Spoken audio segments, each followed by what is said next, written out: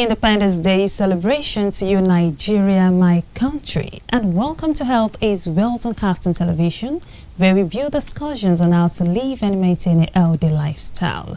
It is no news that Nigeria's pre- and post-independence journey have been marked with ups and downs. So while celebrating a new age, let's take a deep look at Nigeria's health sector.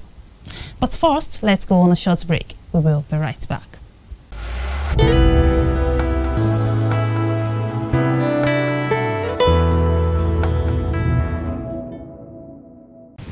Welcome back.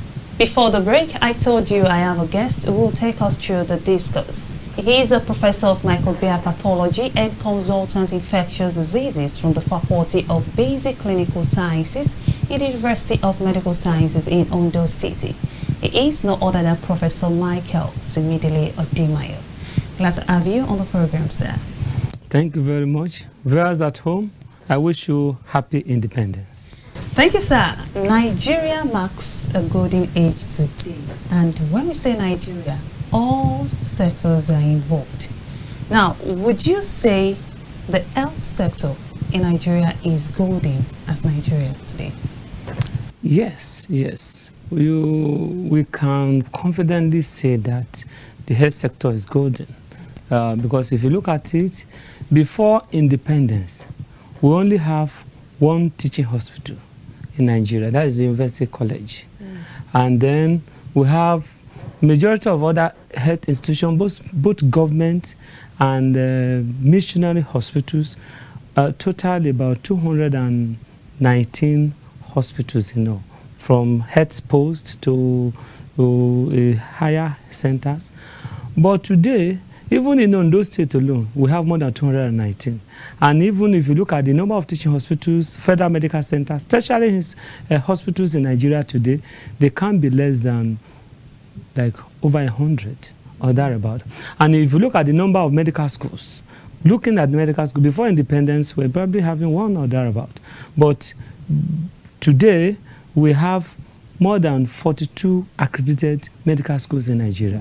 So looking at it, you will see that indeed the health sector also has really moved up with Nigeria golden development. Okay, looking in regards to traditional medicine, would you say the current situation is as a result of the swift transition to modern medicine during the colonial era instead of maintaining the traditional medicine? Well, we can also say that, that the traditional medicine, it has really been what has been used from time by our people. But that you agree with me that in those days, we have high number of mortality, that is number of people dying, and we have a lot of ill health that people cannot just explain. They will even say majorly spiritual, whatever. In those days, we have somebody give birth to 8-10 children, and we'll be having 3 or 4 getting to maturity. So you will see that if we want to look at it, the transition to orthodox or modern medicine has really helped. And come to think about it, virtually every part of the world has graduated from traditional to modern medicine.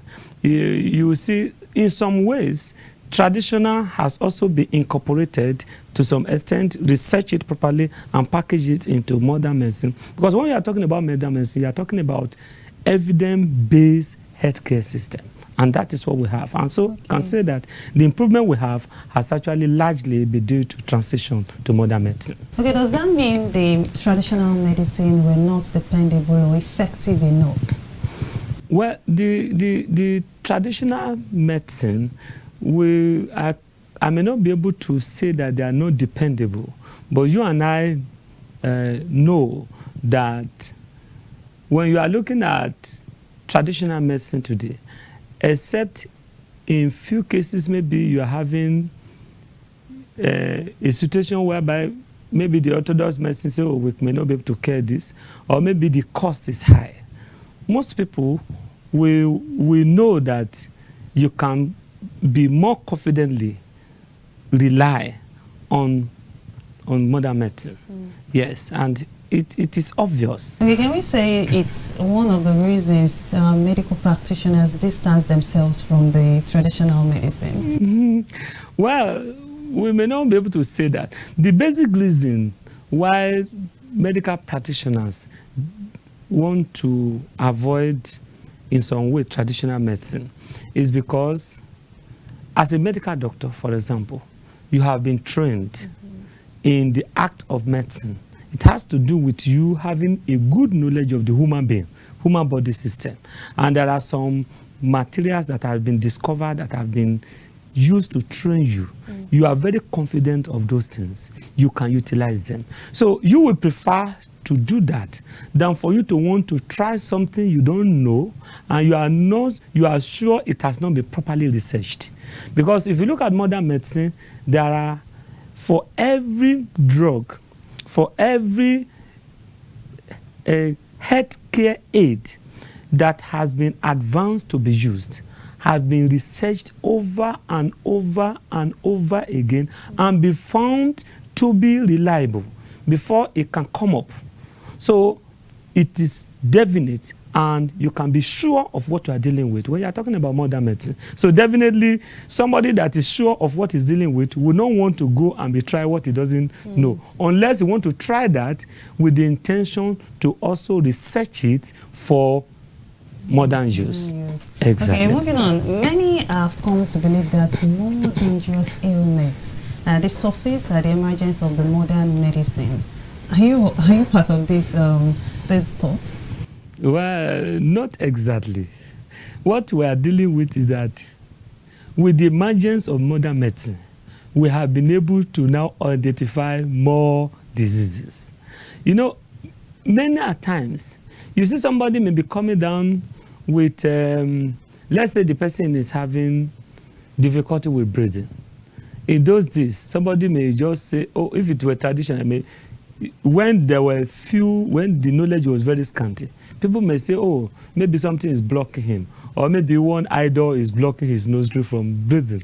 But these days now, you can diagnose not just asthma, not just pneumonia, but you can even diagnose to the extent of getting the exact agent that is responsible. For example, when we're talking about COVID, is ordinarily we could have just considered as pneumonia. Either we say bacterial pneumonia or this is viral pneumonia. But somebody has been able to go to the exact agent that is coming on. So because we have now have the opportunity to be able to get definite information about these diseases, that's why it looks as if we are having new diseases. They are really, most likely, some of these diseases have been evolving from time immemorial. That it's just now because we have better method of knowing specific diseases that we can now be saying, oh, we're having them like this. It brings up this question that when I said bringing up the modern medicine and so causing new ailments, for example, pain relievers, medicines that relieve pain. I think there are some that cause a different ailment in the person who uses this. For example, pain relievers, they said it can cause ulcer. From people's perspective, that when you use too much of it, it causes another ailment in you. Does that mean the modern medicine also causes other ailments in man? Well, if you are looking, you have given a very classical example, and that one has to do with, oh, because you are using this drug, if you abuse it or you don't use it properly, it could be able to result in this. It could be able to bring this side effect. Yes, it has also been found. It is well known that every drug that is used or every method that you are using to cure a disease, if it is not properly utilized, can complicate, can bring about another side effect. So it's this one in this case is about talking about avoiding self-medication, being able to be sure you properly use drugs. So these are basic side effects which, if they are not well taken care of, it can actually result in some other problems. This is not applicable to the traditional medicine. Well, you cannot really say that. For example, let me give you an instance. For many of the traditional medicine, they are based on alcohol. Many of their traditional medicine, they are based on alcohol. If you are using some of all those alcohol, sometimes it can also lead to ulcer. Sometimes it can lead to some other damages. Some of the traditional medicine has to do with incisions, where you package the drug directly into the tissue via incisions. Some of those ones, that person can even be secondly infected with some other infection, like hepatitis, HIV, and some other things. So, as it is on this side, so it is on the other side. But the only thing is that for modern medicine, we have been able to look at it and be more definite. Why the traditional medicine will say, oh, my drug has no side effect. My drug does not complicate. The modern medicine will specifically look out for every error, every side effect, every complication, and present it to you so that you can be able to walk around it. Sometimes you even discover that some of the side effects that a drug will have produced is what you even wanted to use for you to cure a certain illness. So it's just because of the beauty of modern medicine that is plainly giving us information that is needed for you to care for the whole man. Beautiful information. Okay, comparing the healthcare system of the independent nation Nigeria and that's which we currently experience, which would you say served and saved the people better? And were there remarkable budgets or projects made by the post-independent governments to keep the health sector intact? Well, to be sincere, the government is making a lot of effort to make the health sector intact, post-independence. The only thing is that the effort is not really helping enough to keep the manpower, to keep the system going. And it may not be the fault of government too. It may be because of the dwindling economy. Maybe the dwindling economy may have some, the government may have some fault in it, because for you to say you are a leader, you must also be able to move around to be able to get resources for your people to make the life better for everybody. But we want to look at it. The government is trying to be sure. For example, you look at the Federal Ministry of Health, you look at various resources that is on ground to be sure that primary health care is well taken care of in conjunction with the state government. Every child is immunized. My God, you can just imagine the impact of immunization on humans. It's because we are no longer seeing it. That is why some of us, we tend to want to take it for granted. And the government is spending millions of dollars on maintaining the primary health care. Not to talk about the secondary health care, not to talk about the tertiary health care system. So if you look at it, this day you rarely see a child coming down with paralysis because it's been eradicated. You rarely see measles. You rarely see all these infectious diseases that are all over the place, whooping cough, diphtheria, and all those things. Is because the government is spending a lot of our money, a lot of our resources to be sure we prevent them. And then when you live there, you now talk about some other health education that is across the country, various research institutions that is helping. These are resources that are pumped to prevent health diseases or to even help us in caring for them. Then look at the teaching hospitals. Look at the general hospitals all over the place. Look at the basic health care. By the state government, by the federal government, by the local government support, I can tell you, my dear people, the government is spending a lot to be sure we are able to have a healthy system. But if you look at it on the other side, the resources that is spent is not enough. A doctor in Nigeria, how much does the doctor in Nigeria earn? The doctor in Nigeria leaves the shore of Nigeria to earn what he will earn in a year, he will earn it in a month. So you want to look at it. So even as the government is trying all this, the resources is not enough to be able to meet up with what is required. If you look at our health system, you discover that a lot of things that we have want to put in place that are not there. Management issue, yes. The sources issue is a major thing. But the government is really making a lot of effort. Okay, that brings me to this question. Despite the establishment of NCDC, Nigeria has struggled through a number of outbreaks. Would the case have been worse without the outfits? Definitely. And is this an indication that the country is not capable of handling some of the infectious diseases? No, definitely the situation would have been worse without NCDC. You see, NCDC is not on its own. is also working in conjunction with other healthcare practitioners, the medical doctors, other healthcare practitioners, the hospitals, and other healthcare system. If you look at it, Ebola came into the country. It was being able to be contained and controlled. That is fantastic job. COVID-19 came. You may say, oh, COVID-19, this thing, but the effort of NCDC and other health professionals and health facilities helped it. Because you were burying thousands of people across the globe. How many people died in Nigeria at the end of the day? We're shouting, we're making all this effort, we're doing all those things. It helped out.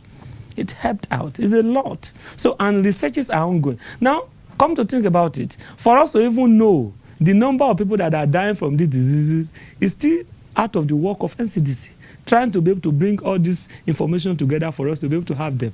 Otherwise, people will be dying and will not even know that they are dying or they are falling of these diseases. So NCDC is actually doing a lot too. So how effective have Nigeria in preferring and discovering cures to certain ailments over the years without depending on Western scientists? Well, for us, we have at the health professionals are really doing a lot, bearing in mind available resources. We have our own share of horrible discouragement and oppressive effort to prevent us from being able to do what we're supposed to do. But the truth is that the health professionals, we are doing a lot of researches, trying to make discovery.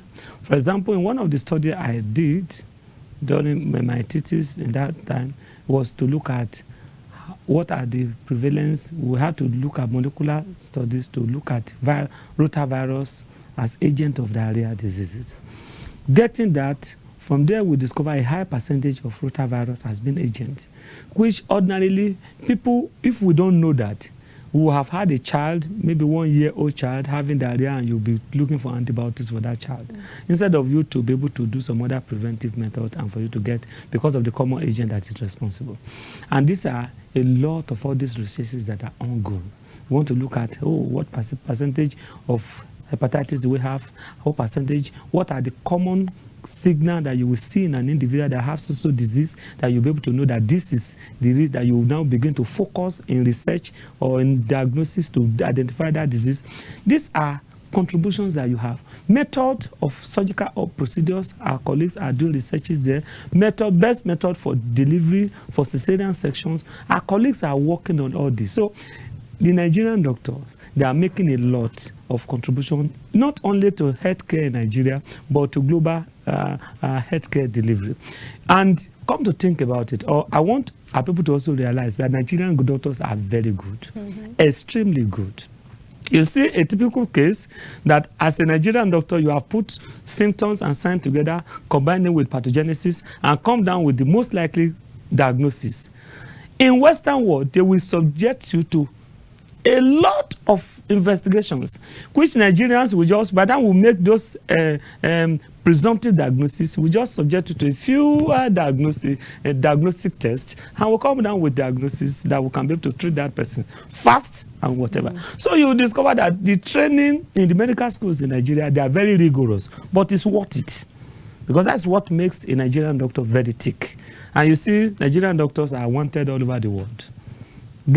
Even our leaders that travel out, our people that travel out of the country to go, when you go to America, you go to UK, you go to Canada, you still go there to go and meet Nigerian doctors who will treat you.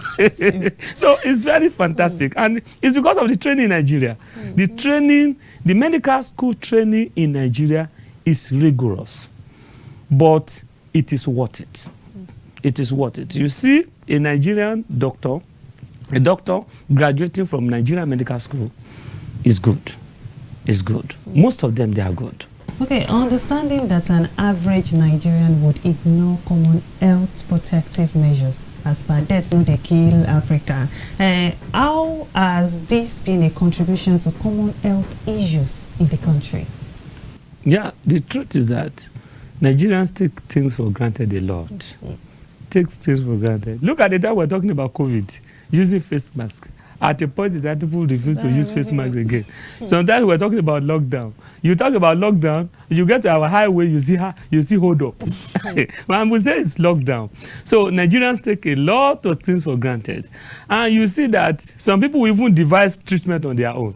They will say, I just went and I carry bitter leaf and grind it and swallow it, and then I got better. I will just laugh at them because the thing that they claim to get better is getting worse because some of the organs are getting damaged. So we have Nigerians take things for granted.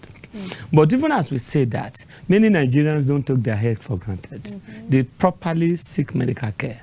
And I think that should be the example that Nigerians should tend to look at. We shouldn't take healthcare for granted. Normal, common hand washing. When you come from outside, wash your hand. Properly wash your hand with soap and water before you eat. And all those things, they are basic precautions that we should use. Proper, simple etiquette.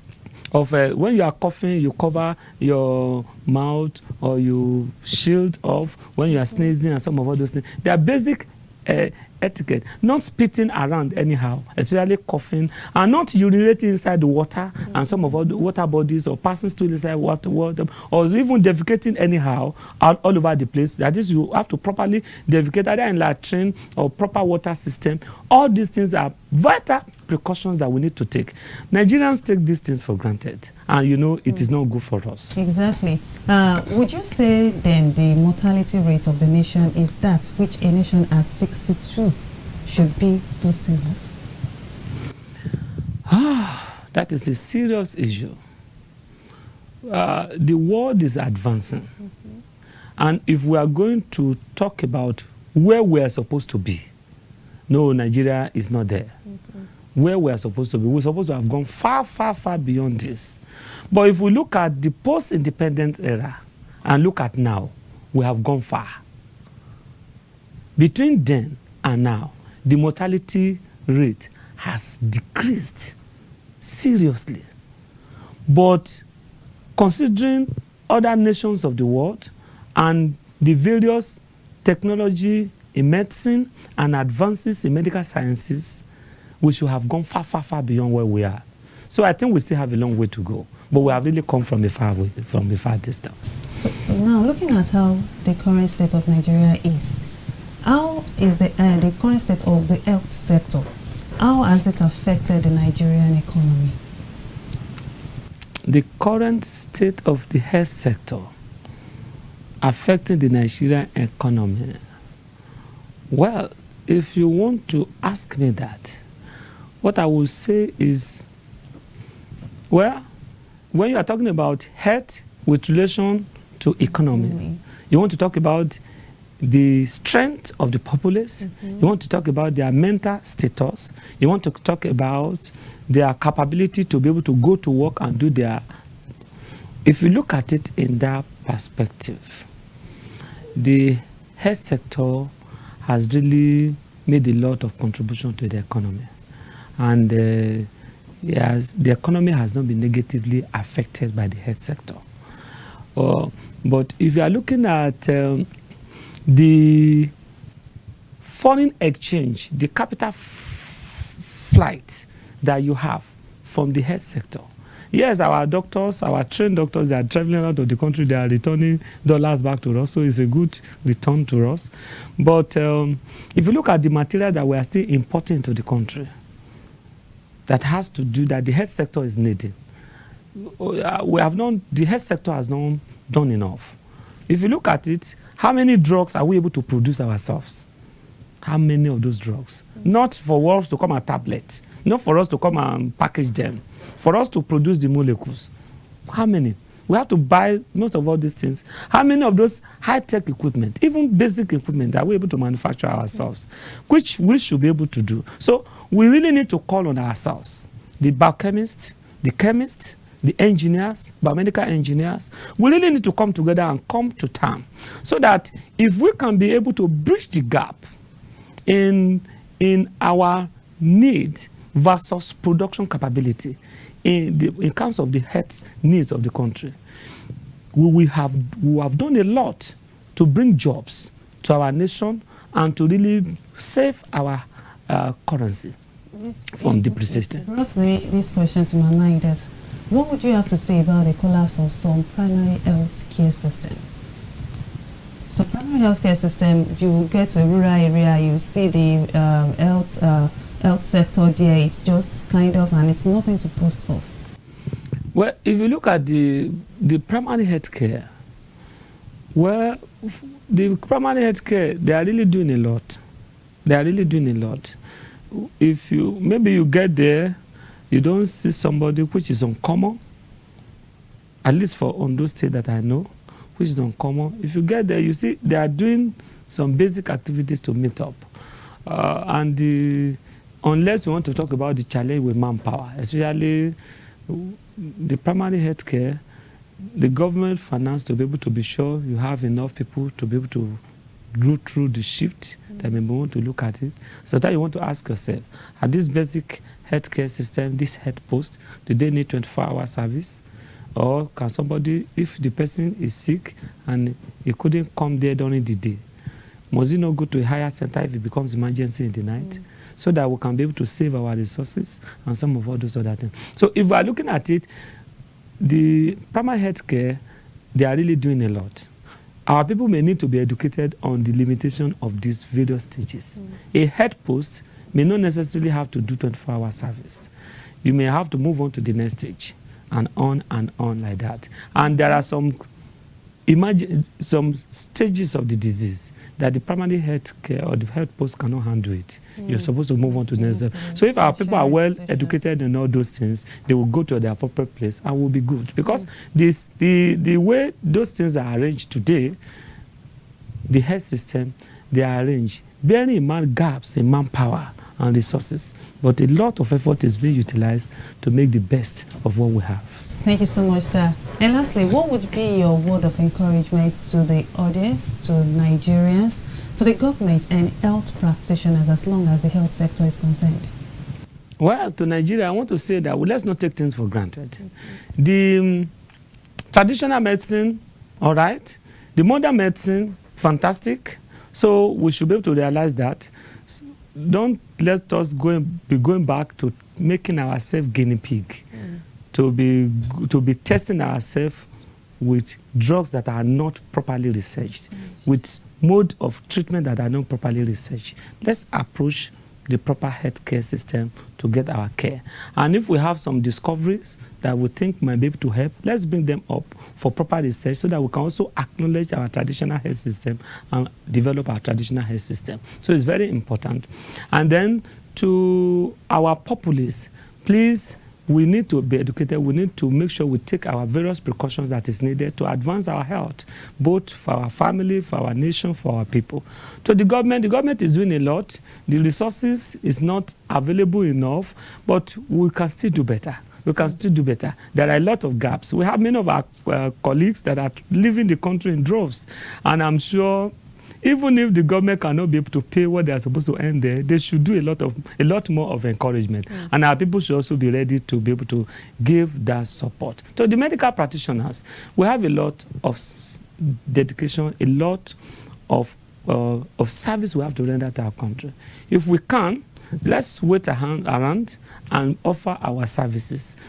Sometimes, if we all leave, who cares for the people who are behind in terms of our training and in terms of the people? So we really need to still have that in our mind as we want to look for, I will not say you shouldn't look for means of survival, but let's still have our people in mind and stay behind. Well, that is what I have to say. We can still work together to make the system better. Thank you so much, Professor Dimayo. It was a wonderful time with you. And it was a wonderful time with Professor Dimayo. Let's go on a short break. When we return, we'll be joined by Dr. Modukwe to give us his opinion on this discourse. We will be right back.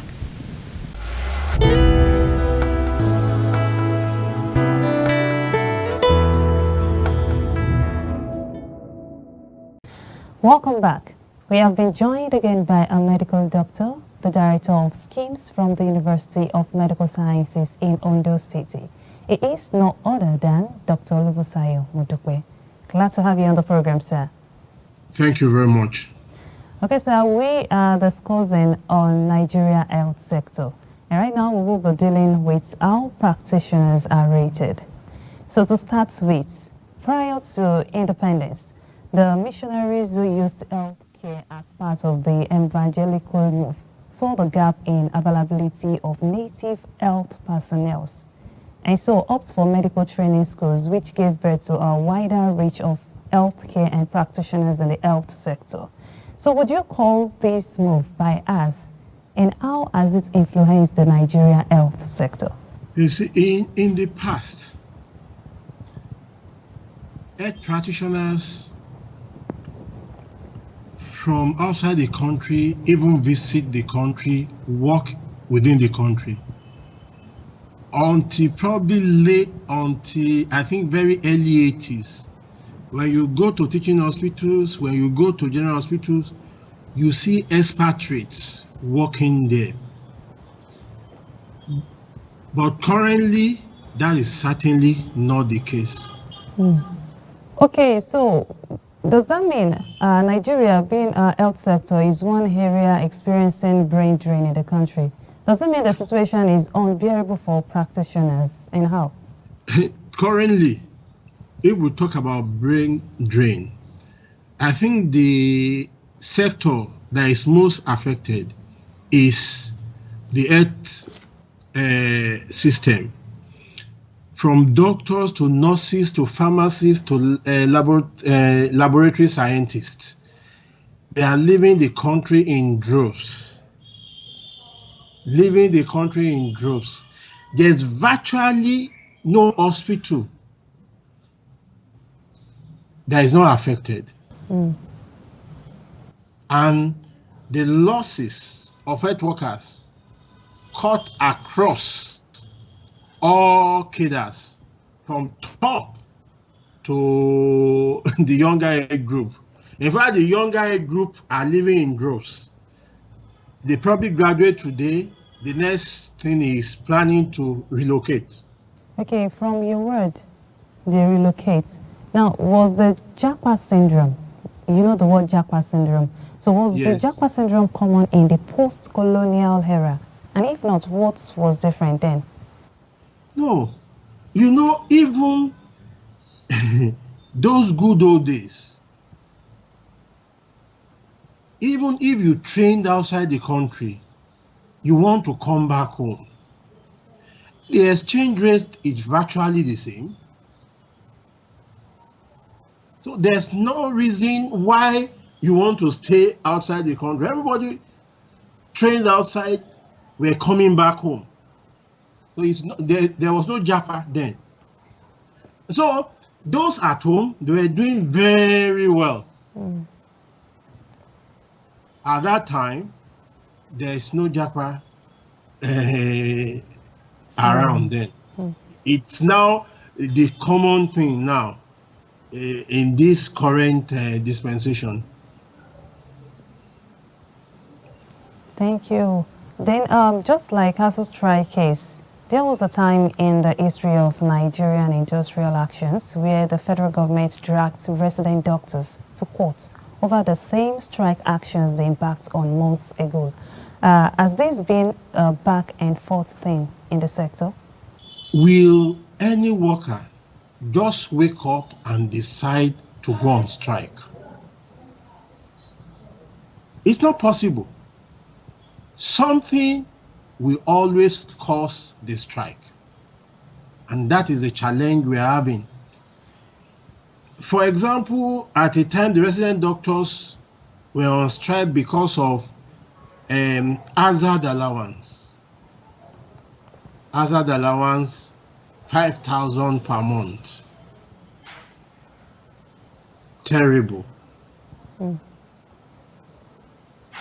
And you know, it was in the era of COVID-19 that even if you die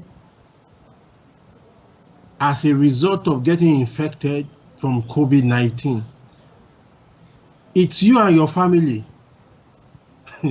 Okay, you are out now if the person is dead, but the family will bear the brunt. Nothing from the government. And so That is why the issue of recurrent strike, it's always very rampant. Very recently, even the ARD still wanted to go on strike. I think they were appealed to.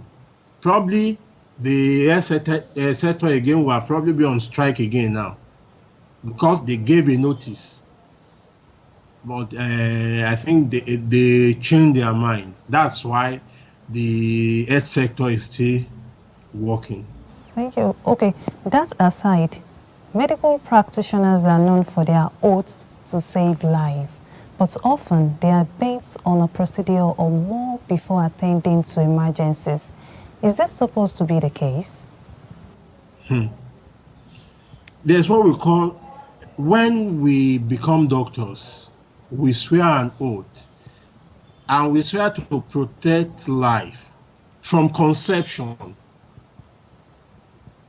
That's from the date that pregnancy started till, of course, when you are born. It's still our responsibility to protect life. Nice.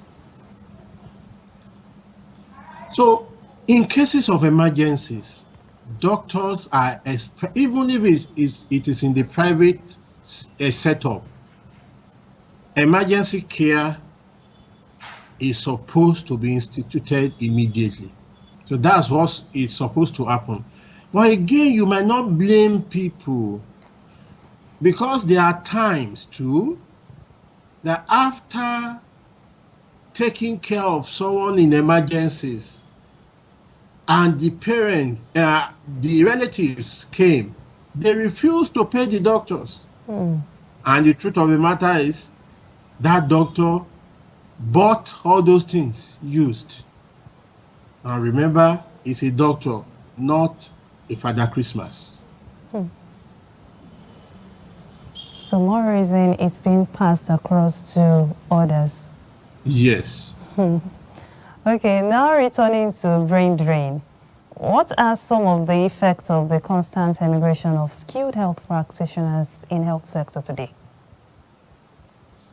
Number one is that, well, we don't have enough health workers in the hospitals. And so the few available are stressed, overworked. And once this happens, there's no way you can be at your best at your workplace.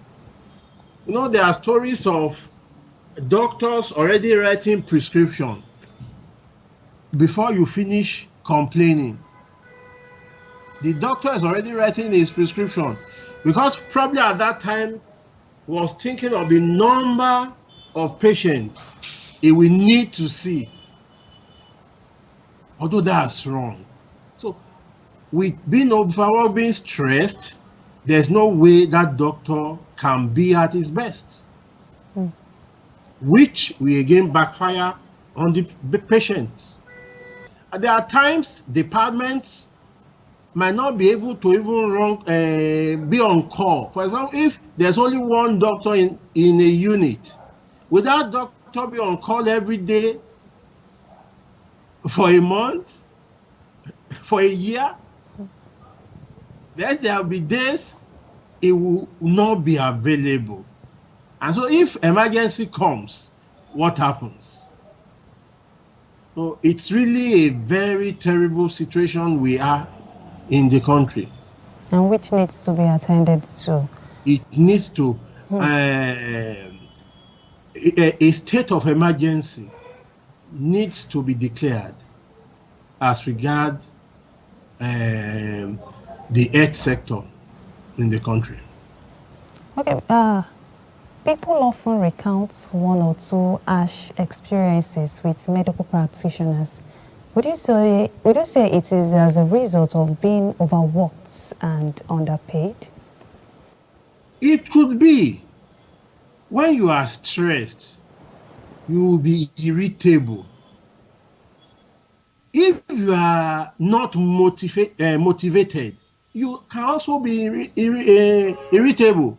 For example, you have been owed 3, 4, 5 months salary. You cannot be at your best. You are not motivated to work. And so, remember, doctors are human beings. They are not angels and they are not God. Yes. An hungry man, it's popularly said that an hungry man is an angry man. So if the doctor is hungry, then he will be irritable. In regards to that, are there personal effects of a hostile and unfriendly work environment on medical practitioners? What are these effects? Apart from being not paid? Now, if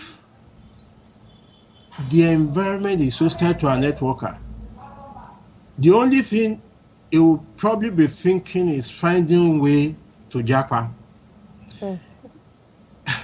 That's the only thing. So, making all possible ways, trying all possible means, writing exams, or even if not writing exams, some will just anyway just get out of the country and start afresh.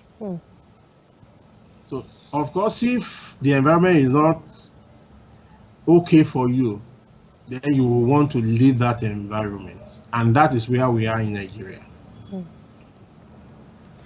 Okay, now many have come to believe that some medical practitioners purposely do sabotage the sincere practice required of them in government efforts to sway patronage to their private facilities. What is your take on this? Yes, it's possible.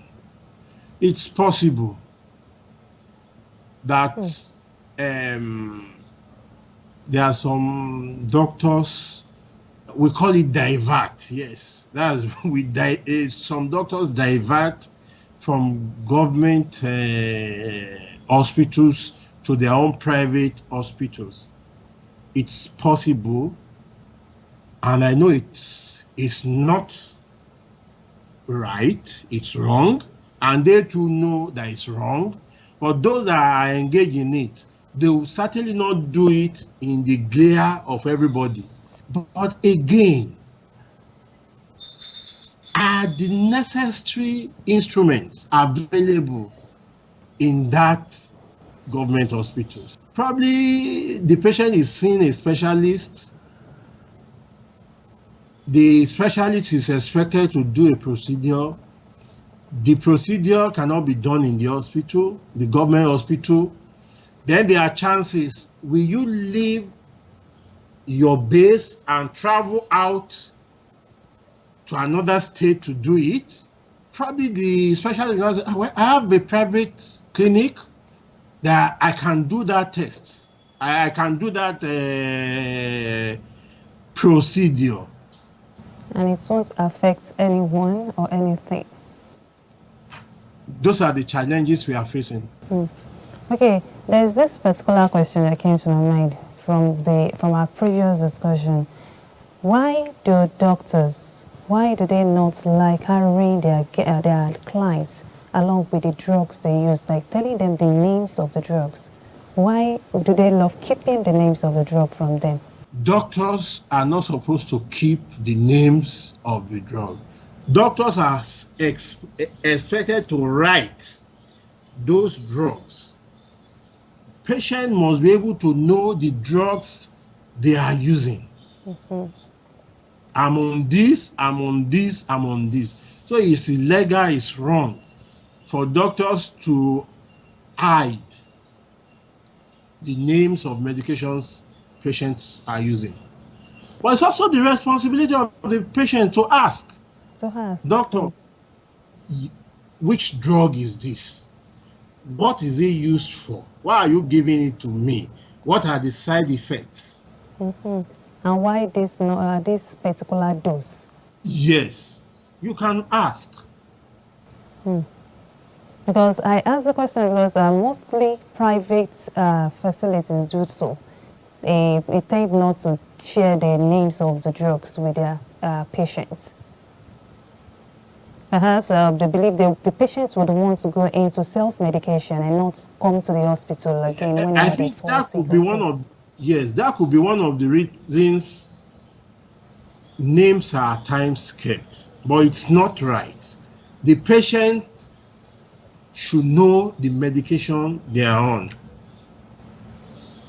Yes. Thank you, sir. Moving on. So what measures would you suggest that the government should adopt to ensure a healthy and work-friendly environment for the practitioners? Yes. There's need to do what we call health system strengthening.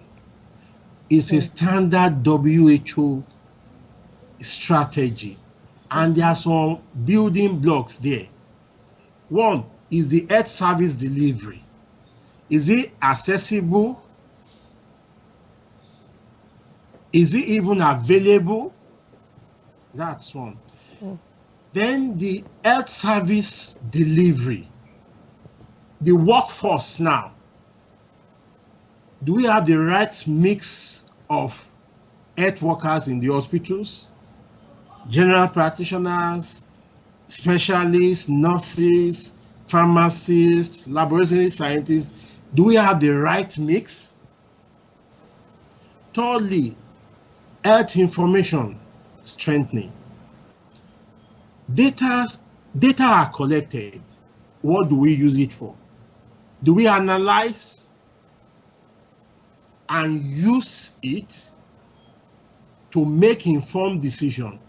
If, for example, we have a lot of delivery in a particular zone, which kind of facility is most important there? Then they need a maternity home, not a surgical center, because there are a lot of delivery there. So that means they need where they will be having deliveries. That is using data to make informed decision.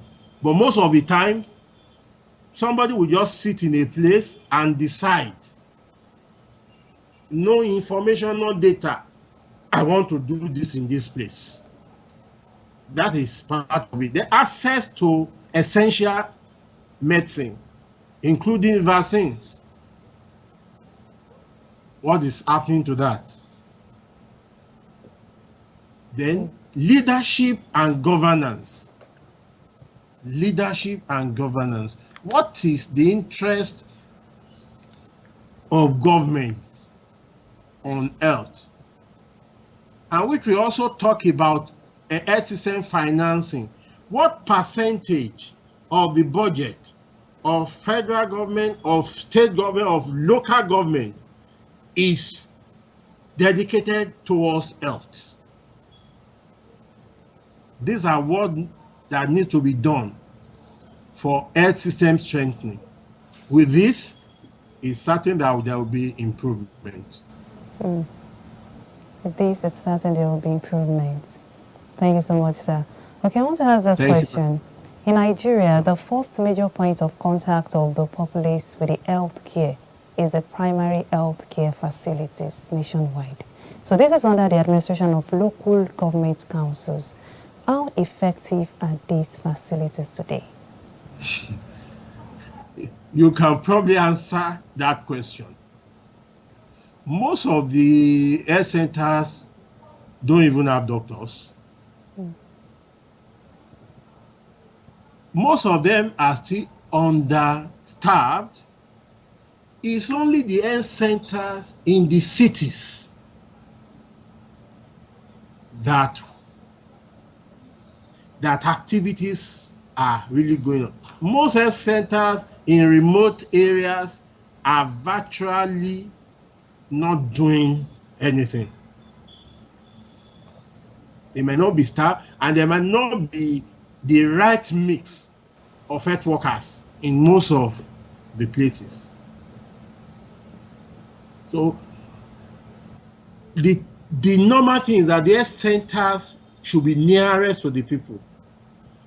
Virtually, there should be one in every ward. So very near. Immediately there's a complaint, that's the first place the populace are expected to go to. And if it's above them, they now refer to the general hospitals. If that's above them, to above general hospitals, that will be moved to tertiary institutions, the federal medical centers and the teaching hospitals. But most of the time, the teaching hospital, the general hospitals are the one doing what the health centers are expected to do. Treating of malaria, for example, should not really get to a general hospital. That should have been handled. Treating simple gastroenteritis, all those things should have been handled at the health center. But because they are not functioning optimally, all these cases get to secondary and tertiary institutions. Okay, then how would you justify that the collapse of the primary health care system, limited health insurance coverage, poor accountability or poor infrastructure is one of the numerous angles to the problem bedeviling Nigeria's fragile health sector? You mentioned health insurance. You see, before now, the NHIS was not compulsory. But currently, the NHIA, the National Health Insurance Authority now, the law makes health insurance compulsory. And so with that, there will be more coverage. If it's optional, then nobody can force you to get enrolled.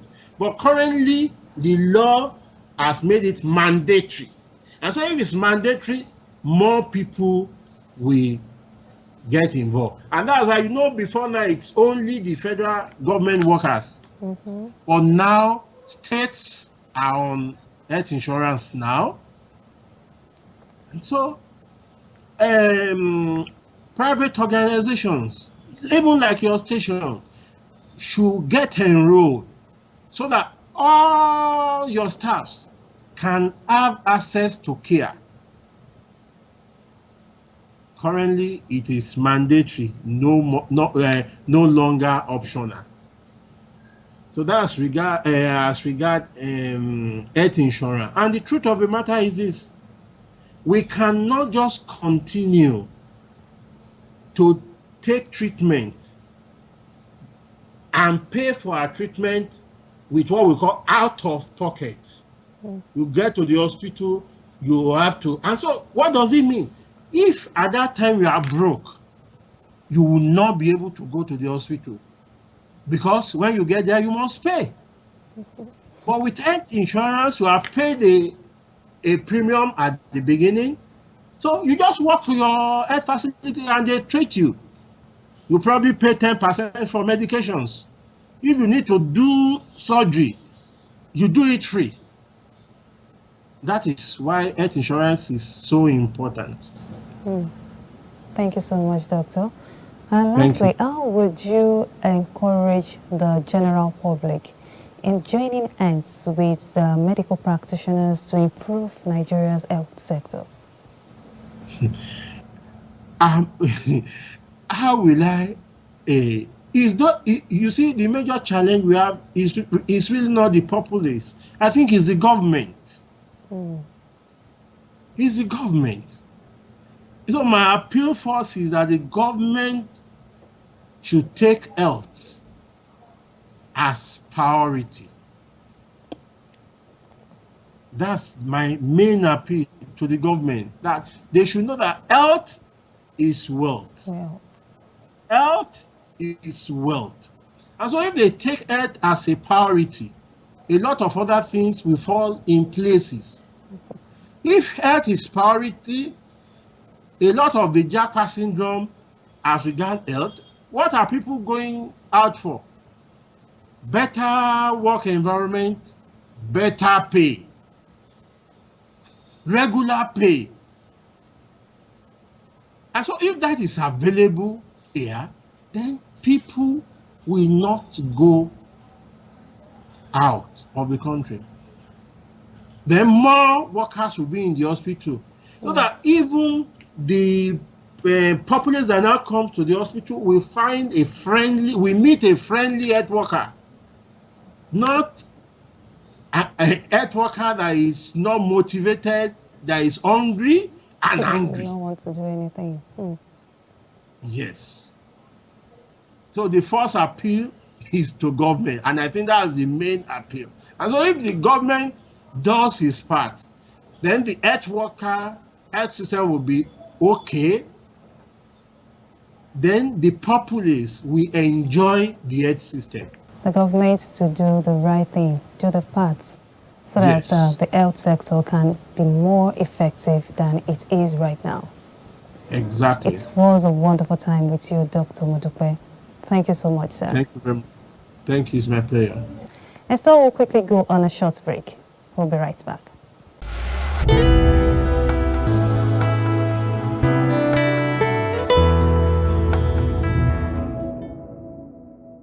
And it was a beautiful time with the health practitioners. I hope you had a beautiful time too. The emigration of health practitioners from Nigeria portends a serious problem in the Nigerian health sector. This is not just because Nigeria already has a shortage of practitioners and poor health facilities, but it may result in a shortage of specialists, which may force Nigerians to seek special health care abroad. That being the case, there is need for the government to be proactive in setting standard healthcare environments for both the patients and practitioners. And that's the much we can take on this special episode of Health is Wealth. Do have a peaceful and fun-filled independent anniversary. I am Damlola Ajao. Goodbye.